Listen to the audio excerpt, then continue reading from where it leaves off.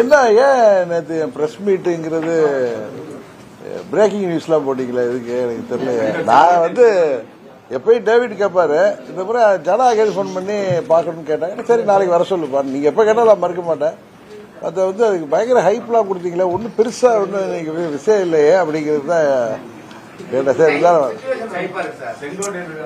Sir நாங்க சும்மா 2% கட்சி சார், எங்கிறதா நீங்க பெருசாவே எடுத்துக்காதீங்க. நாங்க என்ன பண்ண போறோம்?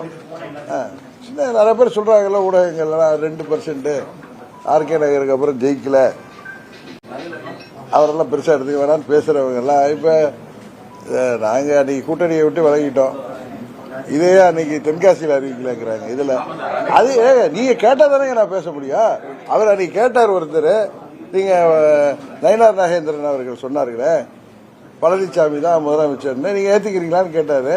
நாங்க எதுக்காக கட்சி ஆரம்பிச்சோன்னு தெரியும். இன்னொன்னு 2024 நாங்க என்டிஏவுக்கு போனது மோடி அவர்கள் மீண்டும் பிரதமராக வேண்டும் என்கிற ஒரே நோக்கத்தோடு தான் திரு அண்ணாமலை அவர்களோடு சேர்ந்து நாங்கள் அந்த கூட்டணியில் பயணித்தோம்.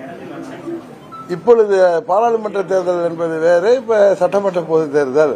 இதுல அம்மா மக்கள் முன்னேற்ற கழகத்தின் நிலைப்பாட்டை டிசம்பர் மாதத்தில் நாங்கள் எடுப்போம்னு சொன்னேன்.